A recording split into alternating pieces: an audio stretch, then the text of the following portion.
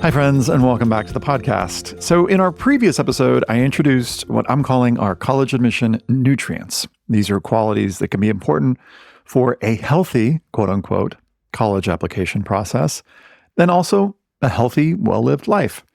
These are qualities like intellectual curiosity and service to others, leadership or initiative, collaboration, and consistent engagement. Now, side note / reminder, these are in no particular order, and colleges also value other things. Today, though, we're doing a deep dive into collaboration. Why is it important to colleges, and where does it show up in the college application process? And my special guest is Raissa Diamante, the Executive Director of Admission at Harvey Mudd College. Now, Raissa deserves some special thanks because she was kind enough to be interviewed right in the middle of admission review season, but we met during her lunch hour, and I had the chance to discuss with her, among other things, what does the admission review process look like at Harvey Mudd? Why is collaboration particularly important? And spoiler alert, it's one of the main things that they look for. Some tips for the supplemental essay, which, side note, is a prompt that Harvey Mudd has kept some version of for the past 15 years. We do a little analysis of a real essay from a past student, and Raissa shares sort of like a college admission officer perspective on that essay.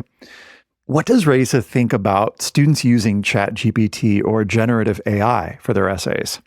What do students miss or get wrong about the college admission process? And finally, can students write about race in their college application essays? If you've never met Raissa, like I said, she's the Executive Director of Admission at Harvey Mudd. She grew up in a mixed immigration status home and is a proud product of the LA Unified School District. She believes in the power of data and storytelling as a means to operationalizing change. I love that phrase. She takes pride in developing and implementing strategies that help make institutions more representative of our society. Prior to working at HMC, she was a director of multicultural recruitment at Swarthmore College and worked at the Office for Multicultural Affairs at Barnard College. She earned her bachelor's from Berkeley, her master's from Teachers College at Columbia. In her spare time, she enjoys playing with her child, working on puzzles, and being an introvert. Hope you enjoy.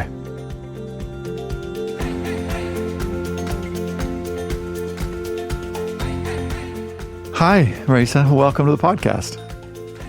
Thank you for having me here, Ethan. This is fun. Yeah, and thanks for, I know it's busy time for you. I know you're in reading season, which we're going to get to in just a minute, but thanks for being with me in a busy time. I'd love to just start by letting folks get to know you a little bit. I sent you ahead of time this roles and identities exercise, and you highlighted some of your top ones. I'd love it if you would just be willing to just maybe get into a few of the roles that are most resonating for you lately and just say a little bit about each of those. Yeah, so there's that top 5 that I marked, which is anticipator, builder, coach, connector, and strategist. And I'll be honest, it was hard to go from the long list to 10 and down to this 5, right? Yeah. And there's a few that I'm trying to call in, that I'm trying to build on. That's idealist, empathizer, and risk taker. We'll talk about that in a little bit, but the anticipator, builder, coach, connector, strategist type, adjectives, that really goes back to what I've been doing for the past 10 years prior to tackling this role of Executive Director of Admission. This is my first full year in this role. But for about 10 years prior to this, I got to create a whole different role, and it was called the Director of Enrollment Strategies and Operations. It was one I created and one that I defined and one that I redefined as the needs and our times changed, right? Basically what it was that it allowed me the freedom to look at day-to-day practices and policies of the Office of Admission at Harvey Mudd, and also expand that to what's happening in the greater world of college admissions. And as I'm looking at that, I was constantly asking myself, my boss, and our staff, do our current practices and policies, they match with our objectives and programmatic needs? And the answer was typically yes for that part. But the part where there at times was a disconnect was more the philosophical foundations and values of the office. Like, yeah, we got that done, but is that the way we wanted it to get done? Is that the way in which we keep our best interest of our students and our applicants in mind? Or are we just doing it the fast way? Or are we just doing it the convenient way or the cheap way, thinking about budgets and all? But as I was thinking about these different issues that would come up, technology was changing, and also my relationships with different folks within the college, within the field of higher education, were also deepening. So I was then like, okay, if we're going to do this right, we're going to leverage technology and align build on our relationships to really align everything. And what I like to tell folks is that I got to operationalize change. I got to, I had the chance to make change happen, and it's still continuing to do so now. For that work's continuing, but the change happened in a way that it was sustainable, it was systemic, and hopefully one that could be worked on and reiterated on, right, as time and needs changes. So the builder, connector, strategist, anticipator, descriptors, they really speak to me. On a separate but related path, I've really had to double down on that coach, cheerleader, mentor role. I was actually looking for the word empowerer, but it wasn't there. Yeah, that's good. It wasn't there. But I was like, well, I think coach, cheerleader, mentor, I think that's the closest it's going to get. And what you realize, right, and this is now my 21st year in college admissions, 21. I don't have a party lined up, but maybe I should. You should, yeah. And there's just far too much work to do for one person, right? Yeah. And the work that we're trying to do is important. And there's more than one avenue and more than one methodology to get things done. So this part of me that's like that connector, coach, cheerleader, mentor part, that's really just recognizing that we need help, and the work has to be spread out and coordinated, to be honest. And then the part of me that I'm calling in really is, the empathizer, idealist, and risk taker descriptors. I'll focus in on the empathizer part. My partner is a therapist. She's a trained therapist. They are great in this role. To be honest, I want to be like a proto version of them.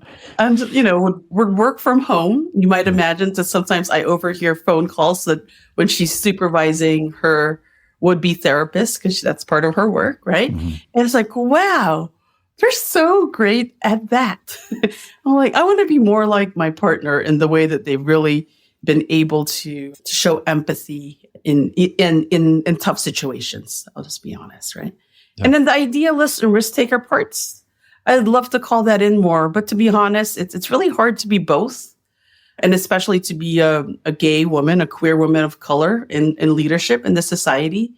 I find myself being a bit too measured at times. Like, oh, I want to say that, but I can't say it in this way because it's too much of a risk.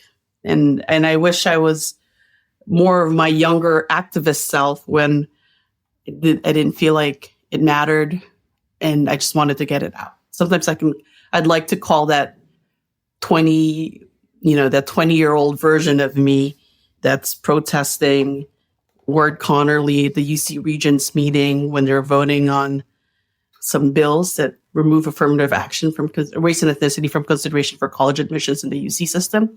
I wish that part of me, I could still be there. It's there in me, inside of me, but it's not quite the same fervor and pitch that it has now. I'll be honest. So. Yeah, there's so much here. I'm so grateful for what you're sharing so far, what you're bringing. I want to start with some of what you're talking about in terms of the theme for this episode is collaboration, is how you collaborate. And I'd love to just get into, let's start with some of those early roles that you mentioned, the connector, the strategist, the anticipator. You're in reading season right now.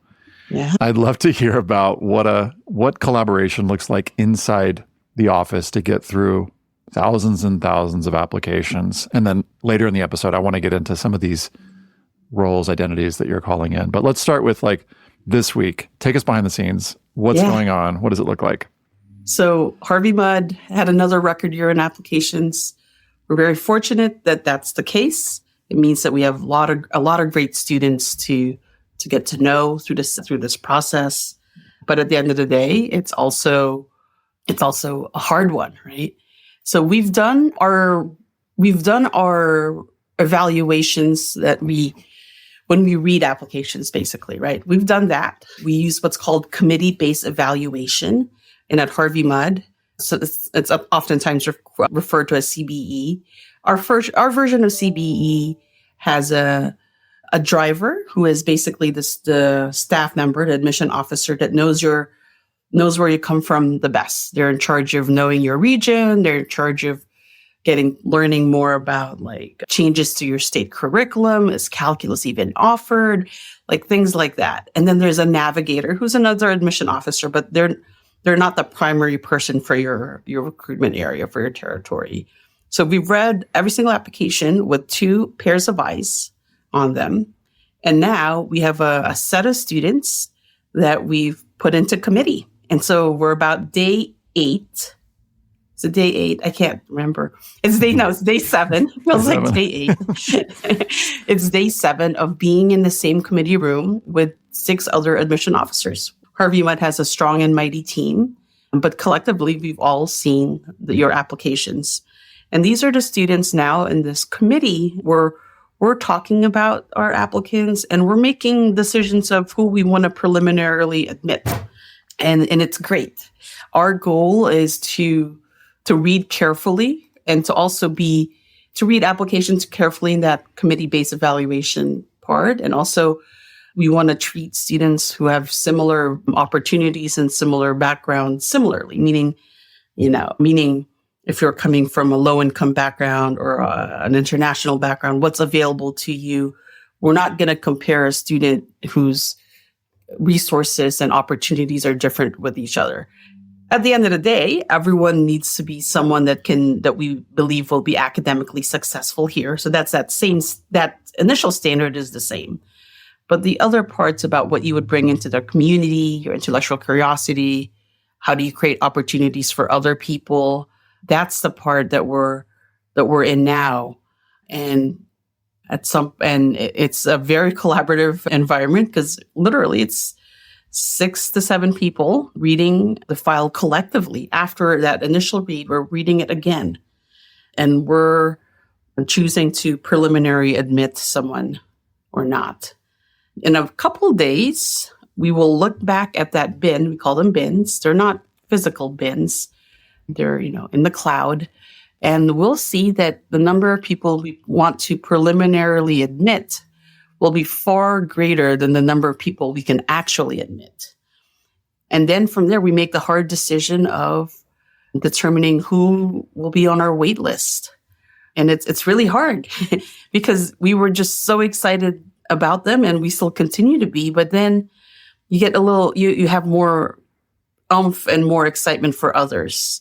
And as people, we don't always all align, right? So we don't instruct our counselors to take themselves out or their personal experiences out of the equation. Instead, you keep that in, but also keep in mind everything else that's happening and that duality that you have to hold in your brain. Like sometimes, again, as a director of admission, there's certain decisions that I'm really unhappy about because I'm so passionate about wanting to admit a student.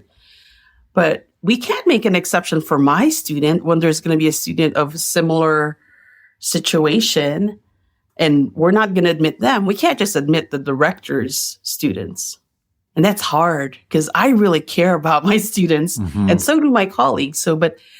And you keep that contained and professional, but we do want you to voice it.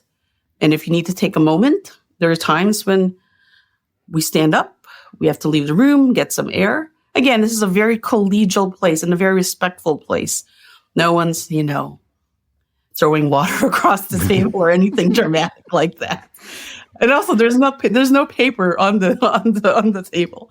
Right. It is in person. We are literally in a long table across from each other. But you have to be collaborative. You have to keep the greater goals in mind. But there are going to be times, especially right now towards the end, that's going to be tougher.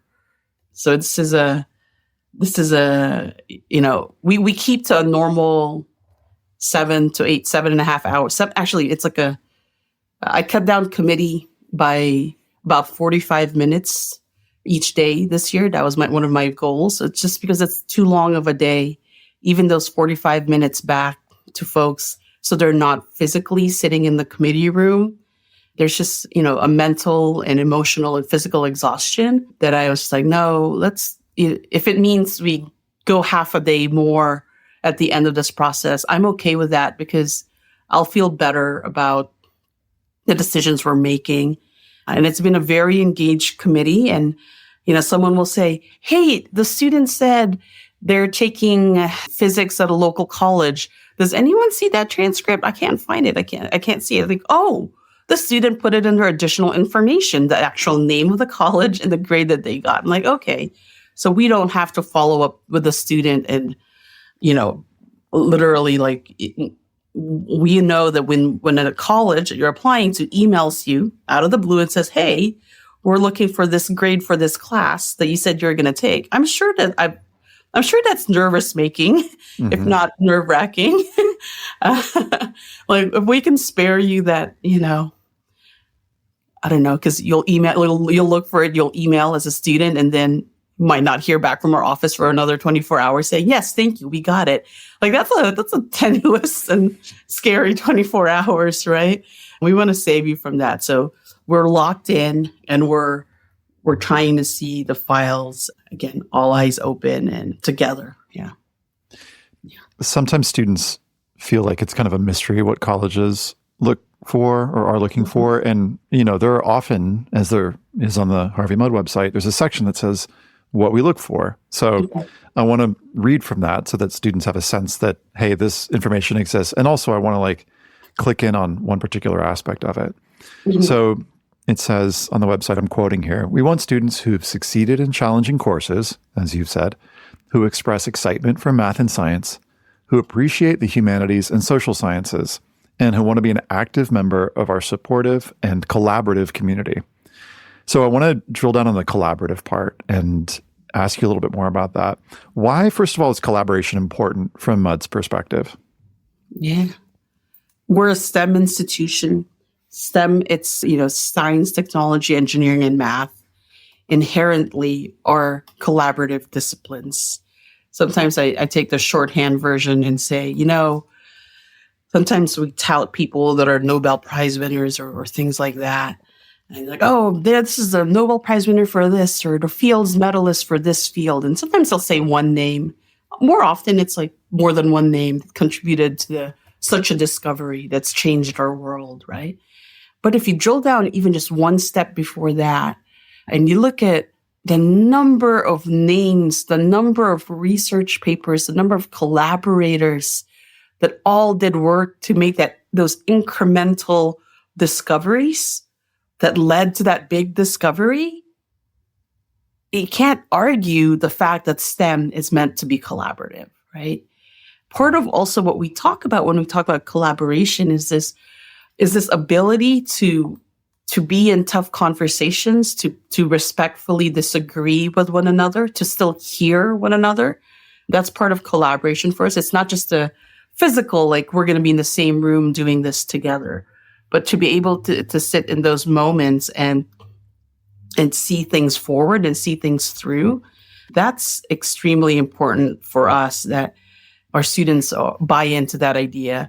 At times, our students are coming from high school experiences where, collaboration meant teamwork. Teamwork meant the person that was most invested did all the work. And for a lot of our students, it tended to be them because maybe there wasn't that community of folks who were as invested in the project or as invested in that topic. And at times, there's been resentment that gets built up. Well, collaboration really meant I ran the experiments and people just copied my lab work or my lab notebook, right? Or we put our names on it together and we turned it in. That's not what we're talking about here at Harvey Mudd. It's okay if that's been your experience in high school, but at Harvey Mudd, in practically every discipline that we do, there are projects and assignments in which you will rely on the expertise of others. and you will rely on the help of others to and you can't be successful, honestly. It'll be very hard to be successful to do it all on your own.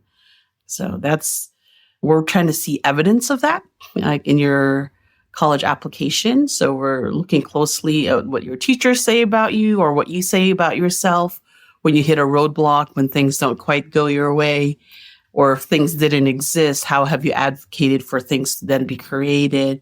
We actually have in our ratings, we have a category called creating opportunities.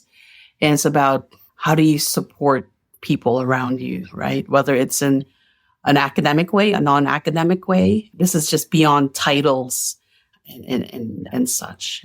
It can be part of leadership, but it's definitely beyond titles that we're looking at, that we're cluing in on. Like, are you the student who the teacher says, I like to pair Ethan with my students who need the most help, because Ethan is like a second teacher in the classroom, because Ethan can explain things in a way to students that they can understand, and Ethan's not judgmental, and Ethan's just a plus in my classroom.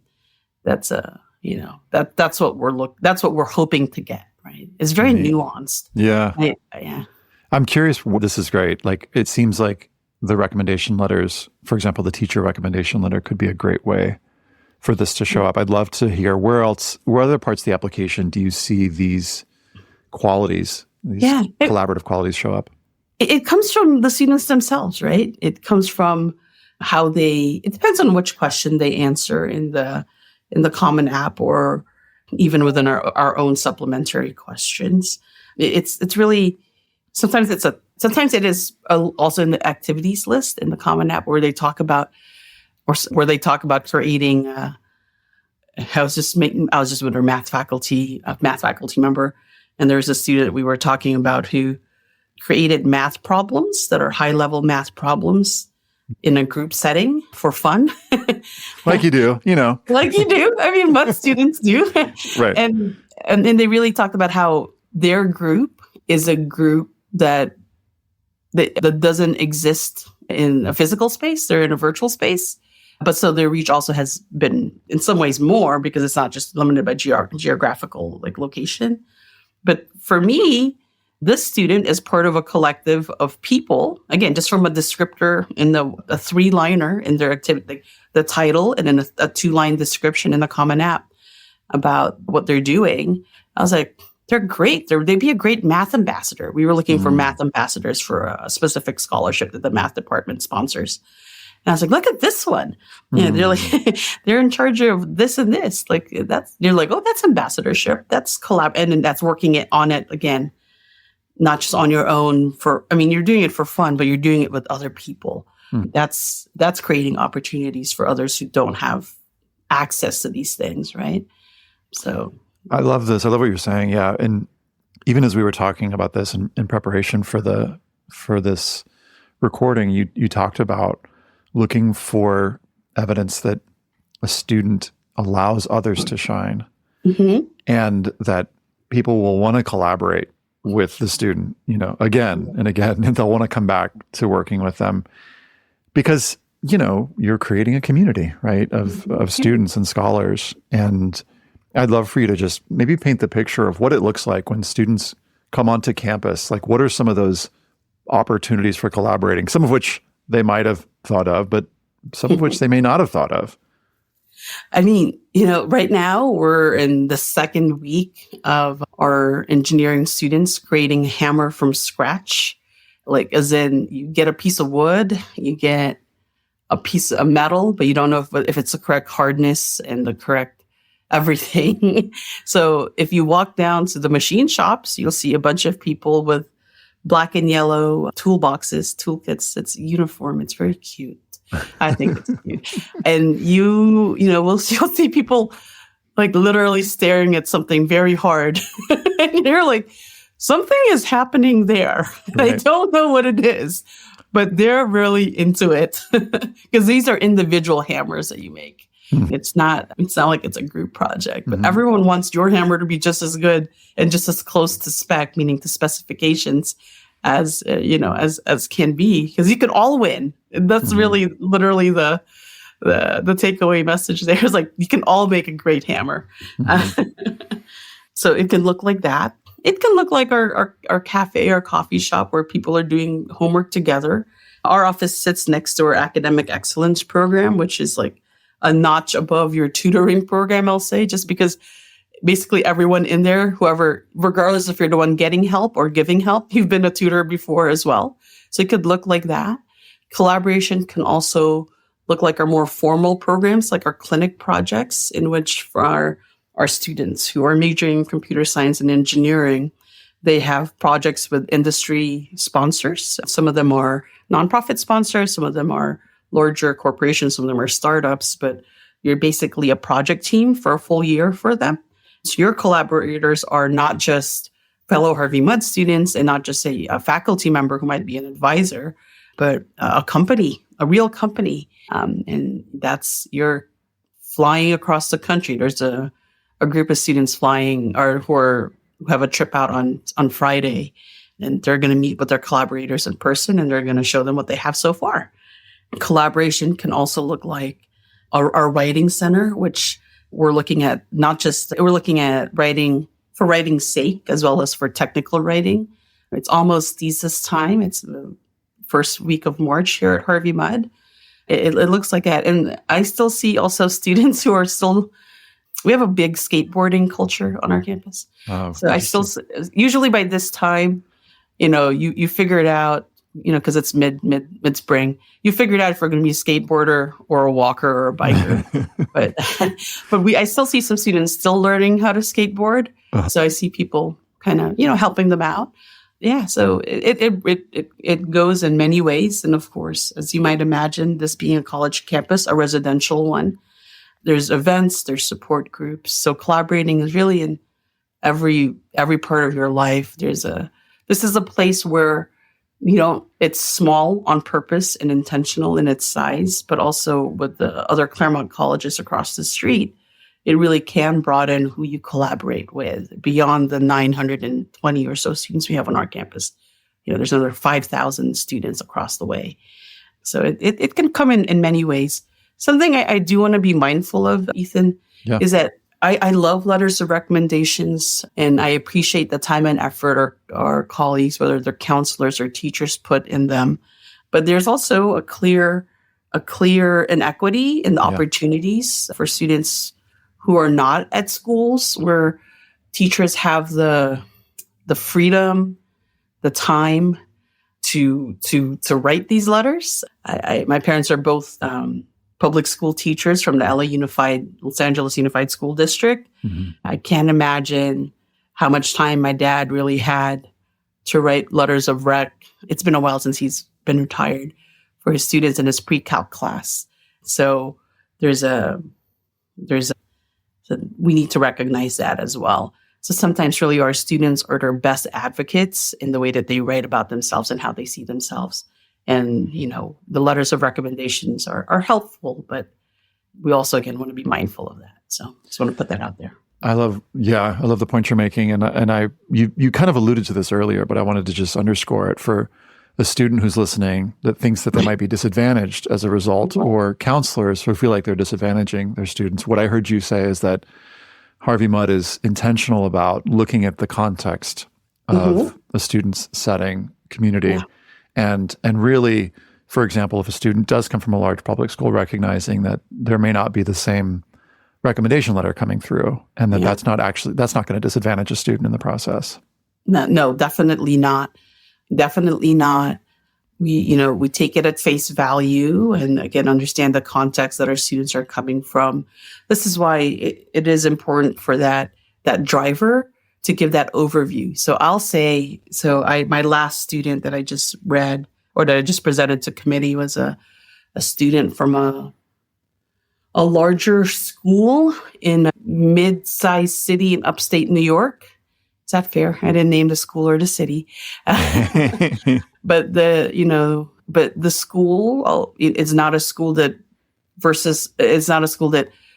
we get a lot of applications from versus other students from other parts of New York. And the question to me from committee was, well, is this normal is this a normal letter? And I'm just like, I don't know. right? And that's an honest answer. I don't know. But what I'll tell you is that this is a school in which they send this percentage of their students to four-year colleges. From the school report, a lot of their students go to colleges where letters of recommendations are not required. So our teachers used to getting asked for a letter of recommendation. Probably not for most of their students, but maybe for some of these upper echelon kids, they are. Just to reiterate, I should have said this at the beginning. It was a very positive letter of recommendation. But just for me, it was just like, well, I've never visited this school. You're correct. But this is the context that the student is in. So I take this praise as true like praise and not just a one-off thing kind of, or not just a dime a dozen thing. I'm really bad with euphemisms and things like that. So dime a dozen is very common. No, this is not a common, this does not seem common is what I said. But yeah, and so. Well, speaking of, you mentioned students' opportunities for advocating for themselves, and you mentioned the supplemental essays. I'd love to talk about a past prompt of Harvey Mudd's. And I say past because who knows when folks are listening to this and how prompts have changed, by the time folks are hearing this. But yes. I'd love to look at a prompt that Harvey Mudd used last year. And again, everybody listening, make sure you check the website for the updated prompts and look at an essay. And I'd love for you to just, if I could just, kind of read it to you and take us into your head, what's going on and what you're learning about from the essay, and then maybe talk a little bit about the role that supplemental essays play in the process. Would that be okay? Yes. Yeah, let's go. Yeah. Cool. So the prompt was, HMC's collaborative community, there's that word again, is guided by our mission statement. Through an intentional interdisciplinary curriculum, our students seek to build a skill set adaptable to society's needs. How has your own background influenced the types of problems you want to solve, the people you want to work with, and the impact you hope your work can have? So I want to read this prompt, or this sample essay. This is from a few years ago from a student. And, again, I'm kind of asking two questions, like what is the role of the supplemental essay, but then what do you hear, or what are you noticing in this particular essay? So here it is for everybody listening, and we'll link to this in the show notes. At Rishi Valley Boarding School in grade 10, during the height of the COVID-19 pandemic, there was a breach in the school's bubble and several people got infected. As a result, classes were suspended for 3 to 4 weeks, and everybody was split into even smaller dorm-sized bubbles. Since our house parent happened to be our physics teacher, we continued learning physics, and he even volunteered to teach other subjects, math and chemistry. There was a group of us interested in learning math and physics, but we all brought different experiences to our learning. We began discussing Olympiad-level questions and concepts on an old blackboard that had been lying in the dorm's common room for years. Miraculously, one of us had, quote-unquote, borrowed chalk from the classroom, so we had to ration 6 to 7 sticks of chalk for a month. It surprised me that we were able to turn a significant barrier into a fruitful educational opportunity as a team. Not only did we resume our learning, but we also targeted other areas of our interest, namely advanced number theory and geometry. We also introduced a friendly and casual competition where we were split into teams to solve a math Olympiad paper. At the end of the day, we assembled to present our solutions, parentheses, our room won. We also happen to have a small telescope in the common room, which we set on the roof of the house. With ample time in our hands, we explored using the telescope and eventually figured out how to use the telescope's limited features effectively. We made guesses as to which brightly lit orb in the sky was Jupiter or Saturn, and with some trial and error, we figured which was which and saw Jupiter's great red spot and Saturn's rings in all their glory. We felt like the scientists of the early 1600s discovering and tracking heavenly bodies like never before. We pushed our limits and made use of what we had, transforming a restrictive barrier into a constructive opportunity to continue our academic journeys. And the essay ends, at Harvey Mudd, I aim to continue solving academic problems in astronomy and physics through research. I'm excited to continue gazing through telescopes and tracking heavenly bodies while collaborating with others to solve problems.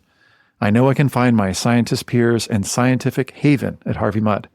I wish to work with the kind of people I can have an intense debate with on the workings of a subatomic particle, right after which we grab a few cookies and shoot some three-pointers. At Harvey Mudd, I'm eager to meet fun-loving scholars with different backgrounds that will bring different skills, knowledge, and experiences to the table.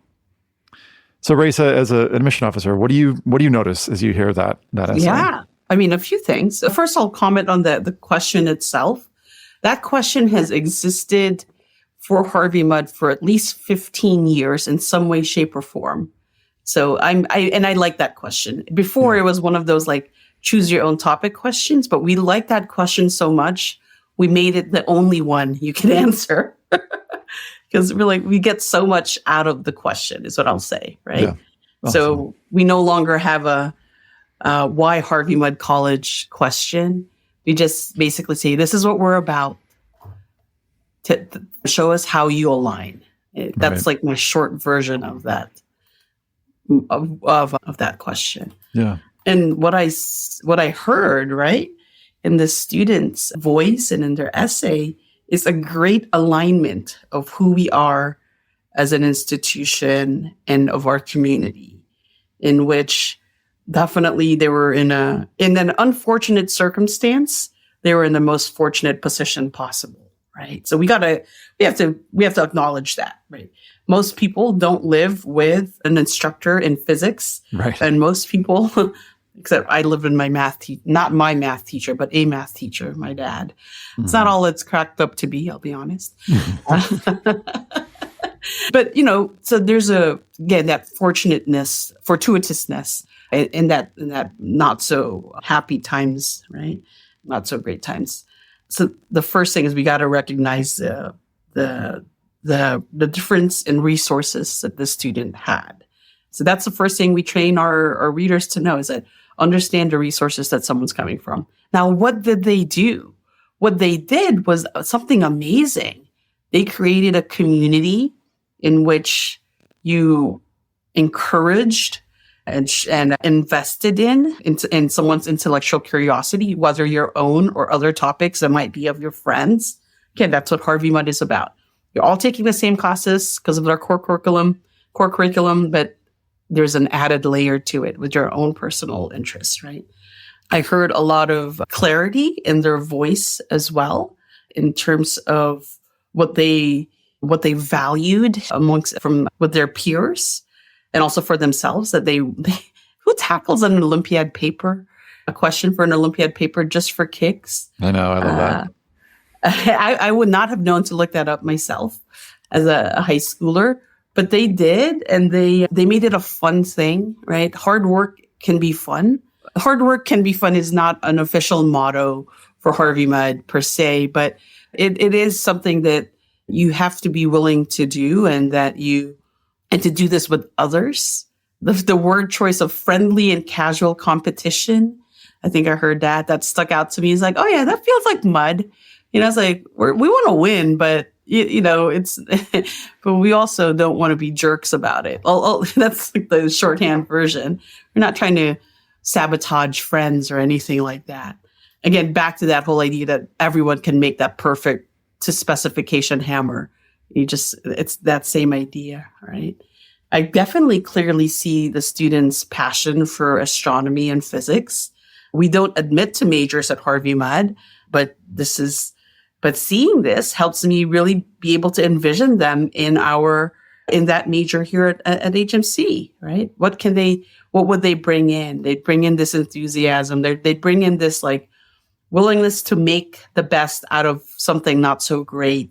So that's what I'm hearing when you read that to me, Ethan. And then I was thinking about, like within our own evaluation system, like I'd probably start quoting parts of it to read back to our committee so that they hear your voice. That is what we do also. We don't just say great essay. It is a great essay, but we might pick out certain things that would help illustrate what kind of a person is coming through from that essay. So. Neat. So what I'm hearing is that there are actual excerpts that potentially that students are kind of equipping their readers with so that they can go fight for them, as it were, in committee. And so maybe part of the work is sort of like a super leading question, but it's like equipping the reader with like these excerpts. Oh, I need fodder. Yeah. I Yeah. can't just say great essay. They really love physics and astronomy. I need a little more evidence, right? Yeah. Because you can make that claim, but if you can't point to it, Right.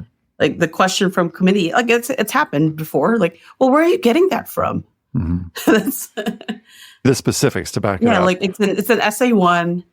You know, my shorthand might be, true impact for collaborative spaces, C physics rec. Like I might say it like that, but I'm pointing to something because again, we can make deductions and connect pieces. That's connect the dots, but we need something to connect to. We need something to infer from, right? If we need to make an inference, yeah. And if it's not, stated there in itself, yeah.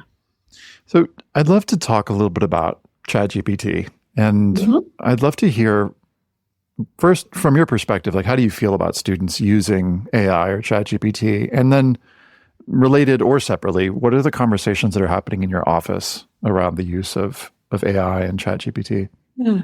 So I'll start with, we don't have a policy against using it or for using it.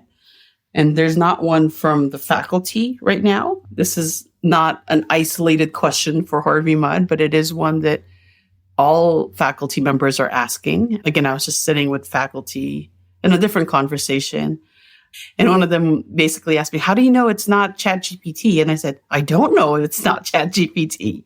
I don't, right? I can't absolutely 100% know.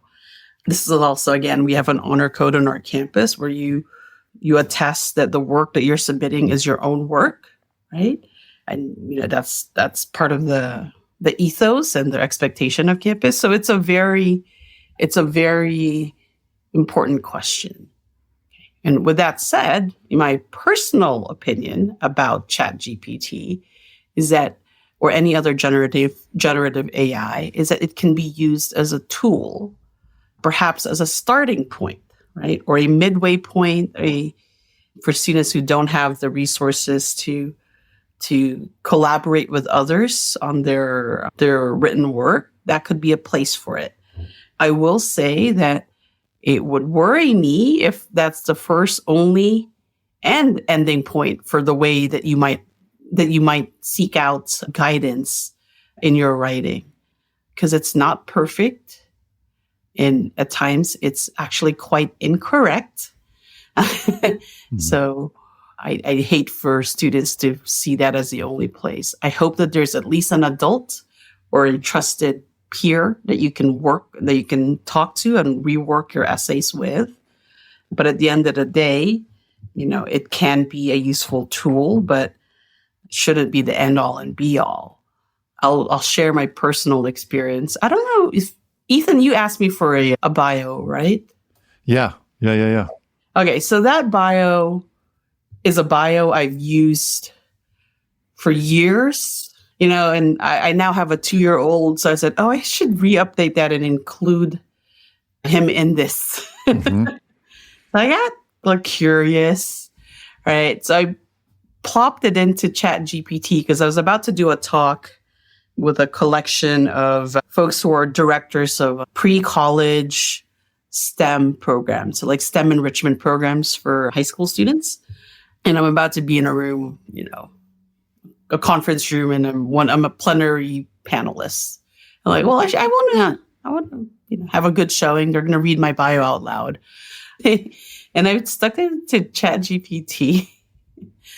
It sounded so horrible. And I say horrible, my feelings about it horrible. Chat-GPT probably thought it was awesome. Because I told Chat-GPT who my audience was going to be and all this stuff. And I didn't know I felt horrible about it. So I actually had a colleague come in, someone who knows me well. And I said, can you look at my bio and tell me what you think about it, right? And then my colleague very plainly and quickly stated, it's like, this is like the LinkedIn version of you. and I'm like, okay. I'm like, my LinkedIn doesn't even sound like this, but okay. Right. I don't actually know what my LinkedIn says. I haven't looked at it in a while. And she's just like, yeah, it's just, it's stiff it doesn't sound like you. And I said, okay, thank you. And, they went on their way. And I said to myself, like, well, when I get in front of these 100 or so people, they're not going to get a LinkedIn version of me. I mean, I will wear a suit. I'll dress for the occasion. But my personality is not, the word operationalize, I use that word because I do believe in making sure that change is sustainable, systematic, and iterative, right? Meaning you can change it as needed. That's the one LinkedIn word I would keep in most of my bios. But it was just, I was like, I don't want to say it was soulless, but I definitely was like, that is not how I want to represent myself. Right. I'm the one going, I'm the one speaking. So I hope when students look at their essays, whatever tools or assistance and guidance they're getting, they're looking at that, piece of writing, the one piece they have truly 100% control over in this process, that they can still that they can still affect, right? I hope they feel good that it sounds like that it represents them well. So, yeah. You mentioned when we were prepping for the podcast that you, or as a staff, you'd put in the, Harvey Mudd prompts and asked it to write essays. Yeah. Will you say more about that? Yeah, we did. We did take our, our prompts. We stuck it into into a couple generative AI platforms, and we had our interns also do it and change it. Write this as if I'm a so-and-so person from such and such place who did this and this and this. What would my response be? And we asked some students, and they're like, "Yeah, that's close. I would have probably said something like that." Would you have said it like that? Like parts of it. And again, there are maybe, hopefully our high school students are mature as well, but these are students who are going into their senior year of college. So they've had a bit more time in the world, but they're like, no, I would not have felt comfortable. Or some students said, yeah, I would have been comfortable. So those are all statements that our students did, but some of them were really mad about how Chat-GPT characterized them. And they're like, well, this is like a derivative, basically, of who I am. So they were annoyed. I'm recalling one student who was annoyed. She's just like, well, well, that's great. But I thought I was more than just that. Well, side note to anybody. They're applying to law school now, or they're in law, anyway.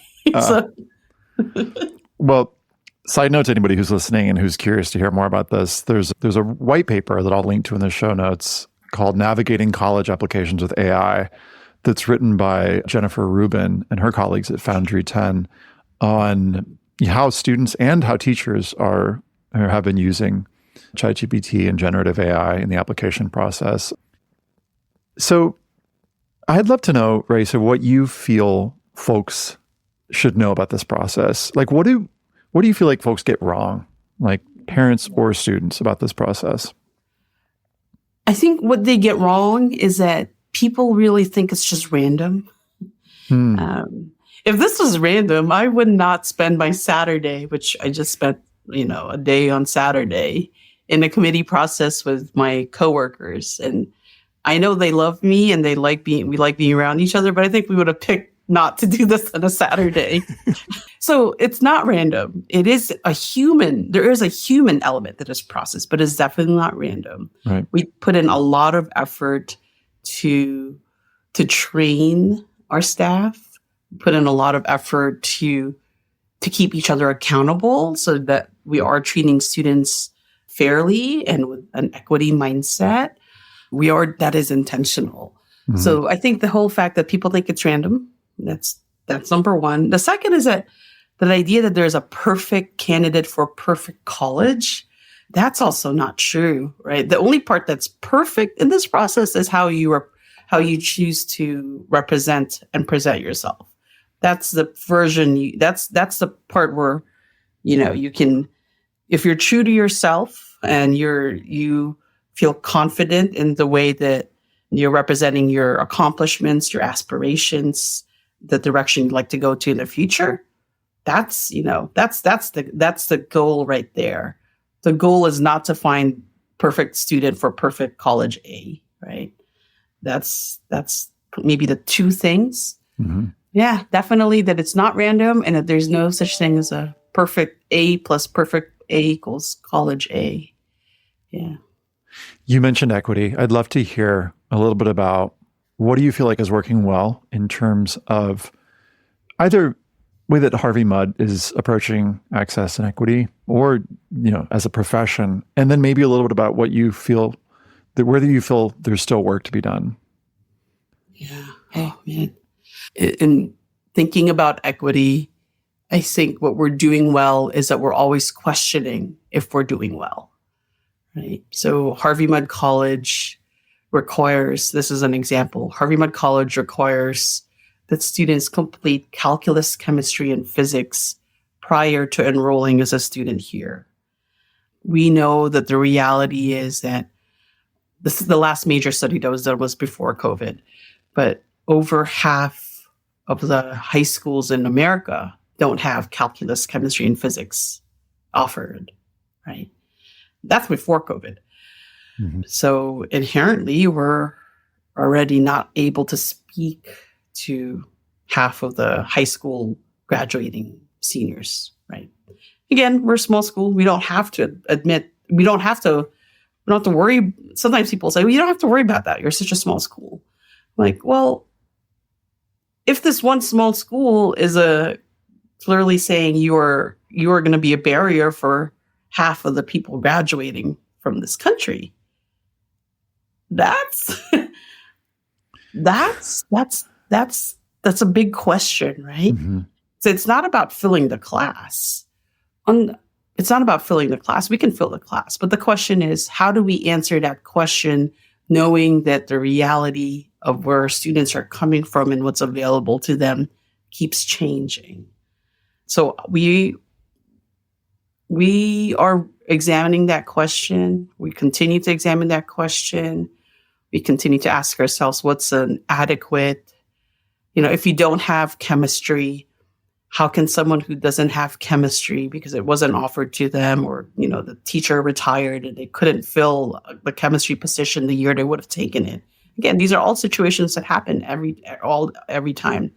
Like, what would be an adequate academic preparation that would give us confidence that this student can do Harvey Mudd and pass and do well academically, such that we could admit them and then, require that they take a chem class prior to Harvey Mudd, because that barrier of being able to admit someone is basically that's the biggest barrier. Because once you admit someone and they want to come, they'll take that chemistry class. But what is that question of where are we? What does that look like academically speaking? So that's a big question, right? Yeah. Which alternatives work and don't work, and for what reason? And we can't answer this question in a vacuum as the Office of Admission. This is a faculty question. This is a support services question, right? Because the worst thing we can do is admit someone for whom, when they come here and they're not academically successful, and we knew ahead of time that there were all these indicators that said they won't be successful. Mm-hmm. I don't want to do that to someone. That's not good. That's horrible, actually. So, yeah.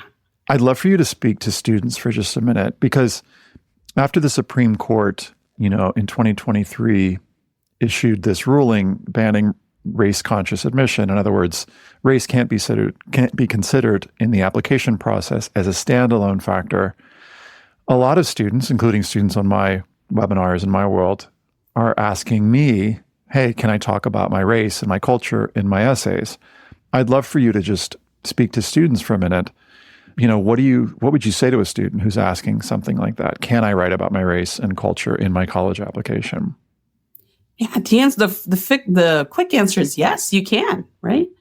The Supreme Court the ruling doesn't say you can't state it. It asks admission officers to examine how the lessons learned, the experiences gained. I forget the exact wording. It's not in front of me right now. From the different activities that you've done or different experiences that you've done, how they've help build your character and who you are. So if part of that is pertaining to your race and your background, yeah, you can write about that. Can the Office of Admission make a decision just based on the fact that I'm Filipino American, just because of my Filipino-ness? Because oh yeah, we'd love more Filipino kids. Let's admit her. The answer is no. And it's never worked that way to begin with. So, but right. It also made it very clear that you can't do that based on that one aspect of my ethnicity, being Filipino. So what I would say to students is that you can write about your background. You can write about your culture. You can write about all the things that make you who you are, that help to guide or provide I hate using the word lens, but our own backgrounds influences how we see the world, what opportunities are open to us. I'll take myself as an example. Again, I grew up in the Los Angeles area. I didn't know we were middle class. I thought we were poor, teacher parents. I just felt poor. But we were middle class technically. But I also grew up in a mixed immigration status home. I did not know my own immigration status for a long time. So I grew up fearful of doing anything bad. Because if I did something bad and then the cops, again, I don't know, I never really had any interactions with the police, but I just felt like, oh, I'm going to get deported. But there was a real, I don't want to say fear, but there was this there was definitely less risk taking, if I'm going to go back to that, that I felt like I could do, right? And not that I was ever going to do anything horrible to anyone or that would cause that, but yeah, there was a very clear guardrail of what I should and shouldn't do and what I could try out for and couldn't try out for, because if it didn't go well, it would risk other family members, right? So I can't even say now, these days, I still don't feel good about talking about that.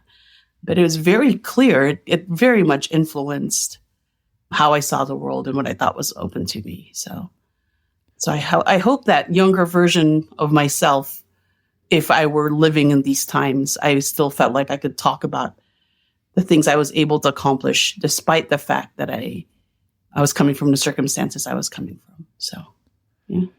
Well, as we wrap, I'd love to come back to one of these identities that you mentioned that you're calling in. You mentioned the idealist as an identity that you're calling in.